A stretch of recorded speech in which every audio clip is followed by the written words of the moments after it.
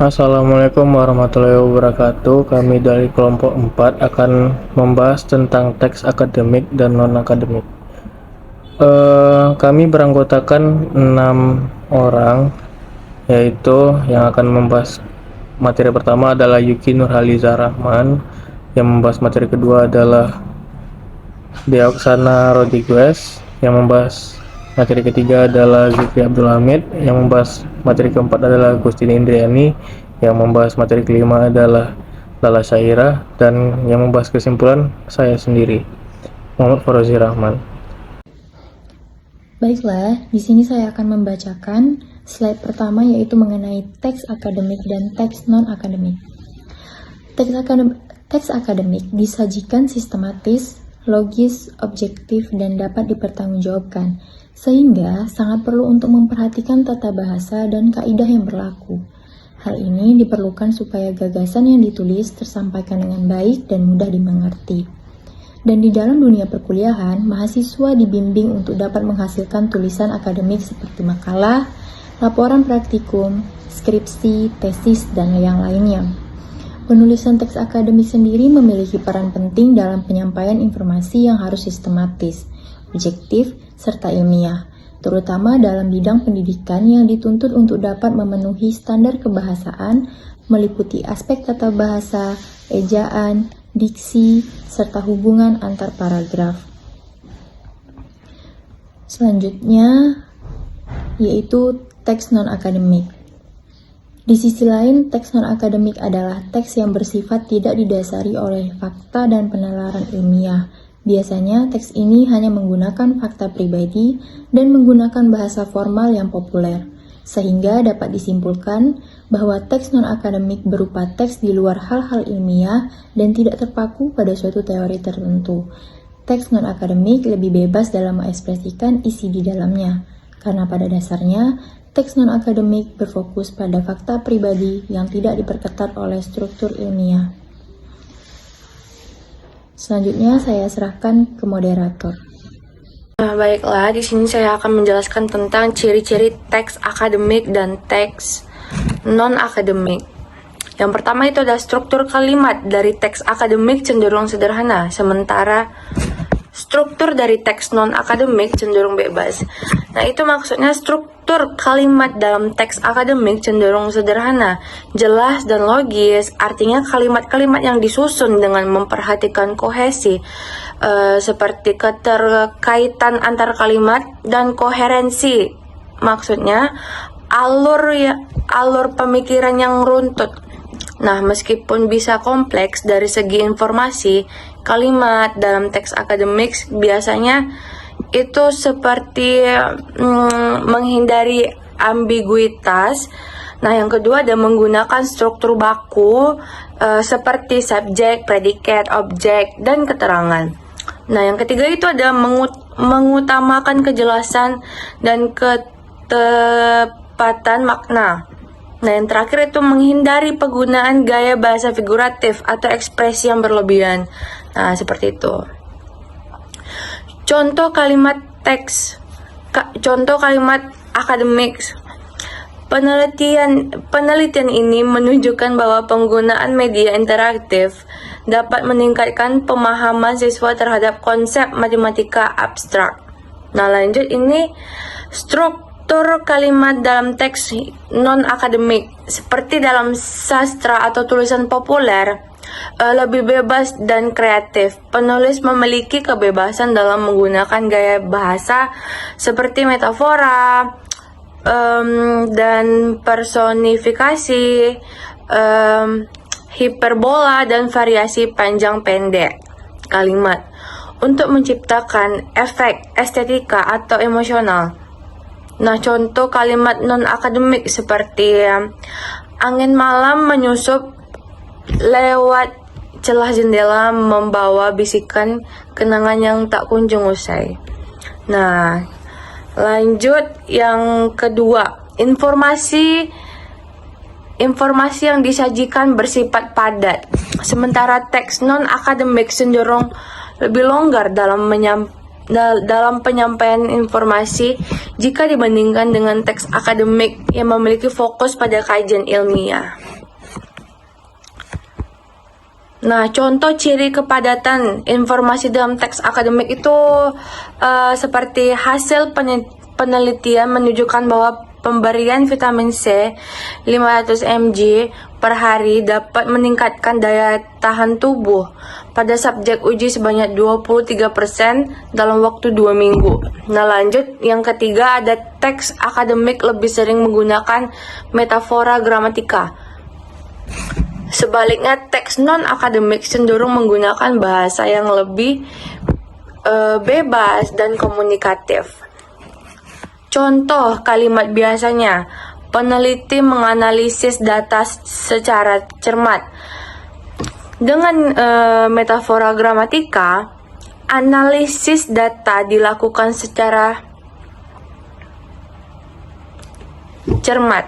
Nah, seperti itu. Nah, lanjut ada genre faktual yang berisi data. Fakta dan informasi yang dapat dipertanggungjawabkan adalah ciri-ciri dari teks akademik. Sementara teks non-akademik masuk dalam genre fiksional yang berisi karangan atau cerita sifatnya imajinatif dan kreatif. Nah, contohnya, langit menangis sepanjang malam, seakan tahu bahwa hatinya sedang hancur. Nah, gaya ini membuat teks. Lanjut yang keempat itu ada genre faktual yang berisikan data, fakta, dan informasi yang dapat dipertanggungjawabkan adalah ciri dari teks akademik. Sementara non-akademik masuk dalam genre fiksional yang berisi karangan atau cerita yang sifatnya imajinatif dan kreatif. Nah, itu jenis tulisan yang berisi karangan, cerita, atau narasi yang bersifat imajinatif, kreatif, dan subjektif. Tujuan utama genre ini adalah untuk menghibur, menyampaikan pesan moral, atau mengekspresikan gagasan dan perasaan. Nah, ciri-ciri genre fiksional dalam teks non-akademik seperti mengandung unsur imajinasi dan kreativitas. Yang kedua itu tidak terikat pada fakta yang dapat dibuktikan. Nah, yang ketiga, gaya bahasa cenderung bebas dan estetis. Nah, yang terakhir itu bisa menggunakan tokoh, alur, dan konflik yang direkayasa. Contoh teks non-akademik itu seperti novel, cerpen, puisi, dan drama. Seperti itu. Nah, yang terakhir ada teks akademik meliputi semua tulisan ilmiah seperti artikel, jurnal, laporan, penelitian, esai ilmiah, dan buku yang menyajikan argumen atau penjelasan yang didasari oleh bukti nyata dan analisis kritis. Sebaliknya, teks non-akademik berfokus pada tujuan seperti novel, cerpen, puisi, dan teks drama. Teks akademik mencakup semua jenis tulisan ilmiah seperti artikel, jurnal, laporan penelitian, esai ilmiah, dan buku yang menyajikan argumen atau penjelasan berdasarkan bukti nyata, serta analisis kritis. Nah, sebaliknya teks non-akademik lebih berfokus pada karya tulis yang bersifat fiksi atau berseni, seperti novel, cerpen, puisi, dan naskah drama. Kali ini saya akan menjelaskan tentang yang pertama, yaitu pentingnya teks akademik. Apa sih pentingnya teks akademik itu? Teks akademik berfungsi sebagai fondasi pengetahuan dan penelitian, membantu mengembangkan keterampilan berpikir kritis, dan meningkatkan kemampuan menulis formal. Teks akademis juga penting untuk literasi, pengembangan argumentasi, dan juga komunikasi profesional. Yang pertama, teks akademik sebagai pentingnya teks akademik sebagai fondasi pengetahuan dan penelitian. Teks akademis menyediakan sumber daya penting bagi mahasiswa atau siswa ataupun didik dan peneliti untuk menggali pengetahuan, memahami teori, konsep, dan juga temuan penelitian terbaru. Selanjutnya yaitu teks akademik juga memiliki fungsi penting, keterampilan berpikir kritis. Dengan membaca teks akademis, kita dapat menganalisis atau membantu mengembangkan kemampuan berpikir kritis kita, membedakan fakta dan dari opini, dan juga mengevaluasi argumen. Selanjutnya, teks akademik juga penting untuk kita dalam keterampilan menulis formal. Teks akademis membantu kita sebagai mahasiswa ataupun penulis dalam meningkatkan keterampilan menulis formal, termasuk menyusun argumen dengan data dan juga relevansi dan mengikuti gaya penulisan yang ilmiah. Nah, selanjutnya ada pula pentingnya teks akademis dalam literasi dan komunikasi profesional. Teks akademik itu penting untuk meningkatkan literasi dan juga mempersiapkan kita mahasiswa untuk komunikasi profesional di masa depan, baik dalam dunia akademik maupun dunia kerja nanti. Fungsi teks akademik dalam pendidikan. Fungsi teks akademik dalam pendidikan yang paling umum yakni teks akademik menjadi sumber informasi dalam belajar mengajar. Teks akademik menjadi sumber informasi tak hanya bagi siswa, tapi juga bagi pendidik. Karena teks akademis ini berisi tentang informasi yang kredibel, contohnya seperti buku, jurnal, dan juga karya ilmiah lainnya. Sehingga dapat memperdalam pemahaman tentang suatu topik yang akan dibahas. Selain itu, teks akademik juga dapat mendorong peserta didik untuk berpikir kritis seperti mengevaluasi dan juga memberikan sudut pandang dari apa yang mereka baca, seperti itu. Selanjutnya, teks akademik juga mendorong peserta didik untuk lebih mandiri. Mereka dapat menjelajahi topik sesuai dengan apa yang mereka minati tanpa harus bergantung pada pembelajaran secara langsung. Hal ini tentunya mendorong rasa ingin tahu dan juga inisiatif dalam proses belajar mengajar siswa. Itu. Baiklah, yang selanjutnya yakni teks akademik dalam fungsi penelitian. Yang pertama yaitu menyampaikan pengetahuan. Teks akademik berfungsi untuk menyampaikan pengetahuan, informasi, dan hasil penelitian secara ilmiah kepada khalayak akademik dan masyarakat luas.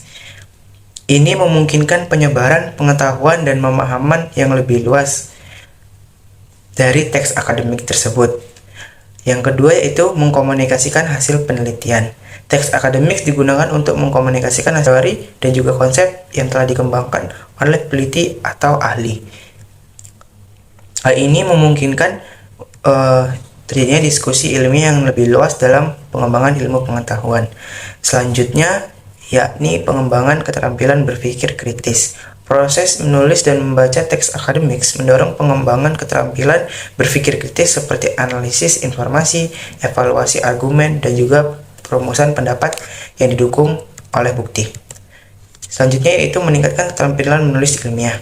Teks akademik dapat membantu meningkatkan keterampilan menulis formal dan menyusun argumen dengan data yang relevan, sehingga penulis dapat menyampaikan ide secara logis dan juga terstruktur. Teks akademik juga berkontribusi dalam komunitas ilmiah. Penulis dan publikasi. Teks akademik memungkinkan penulis untuk berpartisipasi dalam diskusi ilmiah yang lebih luas, memperluas jaringan profesional, dan juga mendapatkan umpan balik dari rekan sejawat. Selanjutnya yaitu sumber informasi yang kredibel.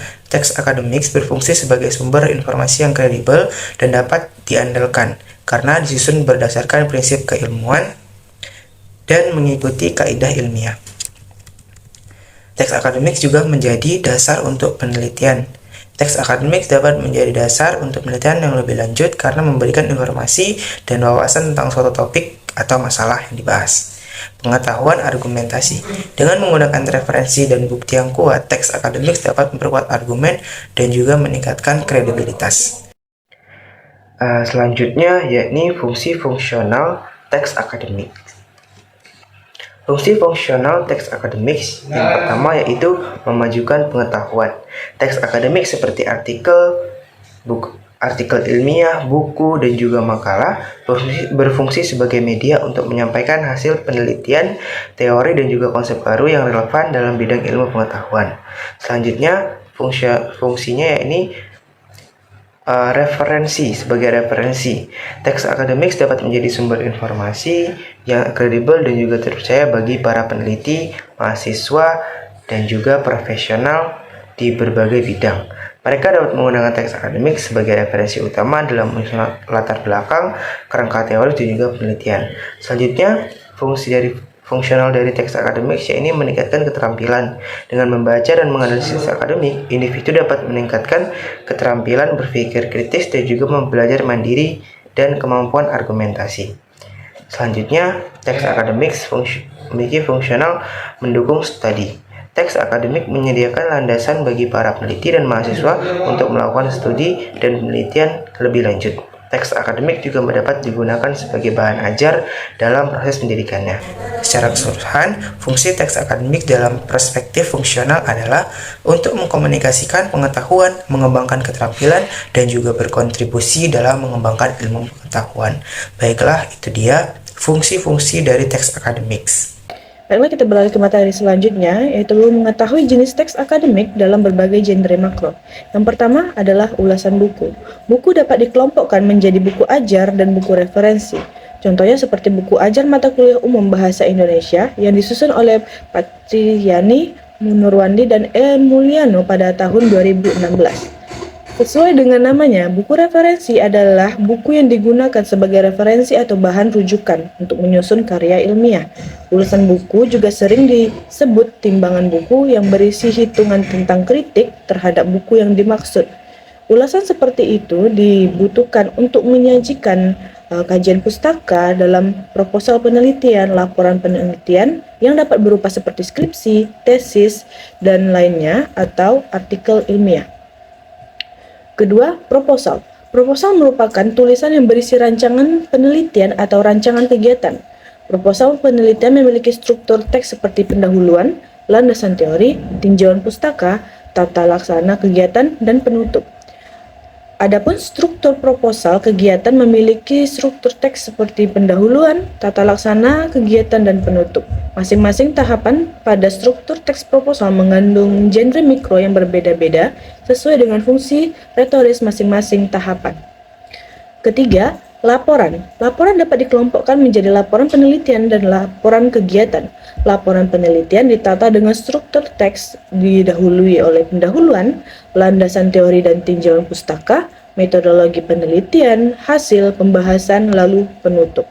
Adapun laporan kegiatan memiliki struktur teks yang lebih fleksibel sesuai dengan cakupan kegiatan yang dilaporkan. Akan tetapi pada umumnya struktur teks laporan kegiatan adalah pendahuluan, deskripsi kegiatan, pelaksanaan kegiatan, dan penutup. Masing-masing tahapan pada struktur teks tersebut mengandung genre mikro yang berbeda-beda sesuai dengan fungsi teritoris masing-masing. Lalu yang terakhir adalah artikel ilmiah. Artikel ilmiah dapat dikelompokkan menjadi artikel penelitian dan artikel konseptual. Pada dasarnya, artikel penelitian adalah laporan yang disusun dalam bentuk artikel. Oleh karena itu, tidak dapat dipungkiri apabila struktur teks penelitian sama dengan struktur teks laporan penelitian. Di sisi lain, artikel konseptual adalah artikel dari pemikiran tentang sesuatu secara konseptual. Artikel konseptual disusun dengan struktur yang lebih fleksibel, tergantung pada cakupan pokok persoalan atau konsep teori yang digunakan. Baiklah, saya akan menjelaskan tentang strategi menulis teks akademik dengan baik dan benar. Memiliki kemampuan menulis teks akademik adalah keterampilan penting yang harus dimiliki, karena penulisan akademik tidak hanya membantu menyampaikan konsep dan temuan penelitian, tetapi juga menunjukkan kemampuan mahasiswa untuk berpikir kritis dan analitis. Oleh karena itu, memahami cara meningkatkan keterampilan ini sangat penting agar mahasiswa atau penulis dapat menghasilkan karya tulis yang berkualitas. Beberapa strategi yang dapat dilakukan untuk meningkatkan cara menulis teks akademik yang baik dan benar yaitu dengan yang pertama, memperbanyak membaca buku akademik. Mengembangkan kemampuan penulisan teks akademik yang baik dan benar merupakan salah satu keterampilan penting yang harus dimiliki oleh setiap mahasiswa. Penulisan akademik tidak hanya berfungsi sebagai sarana untuk menyampaikan ide dan hasil penelitian secara sistematis, tetapi juga mencerminkan kemampuan berpikir kritis dan analisis mahasiswa. Oleh karena itu, memahami cara efektif dalam meningkatkan keterampilan ini menjadi kunci agar dapat menghasilkan karya tulis yang berkualitas, terstruktur, dan sesuai dengan kaidah akademik yang berlaku. Yang kedua, mengasah keterampilan menulis. Dengan membaca banyak referensi, mahasiswa dapat mengetahui cara-cara menulis yang baik dan benar. Selain itu, membaca referensi juga dapat membantu meningkatkan wawasan dan pengetahuan mahasiswa. Hal lain yang dapat dilakukan untuk meningkatkan kemampuan menulis akademik adalah dengan memperbanyak latihan menulis. Setiap kesempatan harus dimanfaatkan untuk berlatih menulis. Mahasiswa dapat mengambil inisiatif untuk menulis di media sosial atau blog pribadi, karena dengan menulis di media sosial atau blog pribadi dapat melatih kemampuan menulis mahasiswa dan mendapatkan umpan baik dari pembaca. Yang ketiga, membiasakan diri dengan struktur teks akademik. Struktur teks akademik memiliki karakteristik khusus membedakan dari jenis tulisan lain, seperti teks naratif atau deskriptif. Memahami dan membiasakan diri dengan struktur ini merupakan langkah penting yang tidak hanya membantu dalam menyusun tulisan yang sistematis, tetapi juga meningkatkan kemampuan menulis akademik secara keseluruhan. Dengan mengikuti pola struktur yang tepat, penulis dapat menyampaikan ide dan argumen secara jelas, logis, dan terarah sehingga pembaca mudah memahami isi tulisan.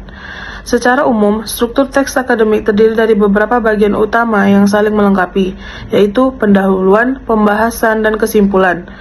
Yang keempat, menerapkan gaya bahasa yang sesuai. Gaya bahasa juga menjadi faktor penting dalam menulis akademik karena gaya tersebut mencerminkan profesionalisme dan keseriusan dalam penyampaian ide. Mahasiswa harus mampu memilih kata-kata yang tepat, jelas, dan tidak ambigu agar pesan yang disampaikan dapat dipahami dengan baik oleh pembaca. Selain itu, menjaga keformalan bahasa sangat penting untuk mempertahankan kesan objektivitas dan kredibilitas tulisan. Gaya bahasa yang digunakan dalam menulis akademik harus disesuaikan dengan target pembaca, yang biasanya adalah dosen, peneliti, atau kalangan akademis lainnya.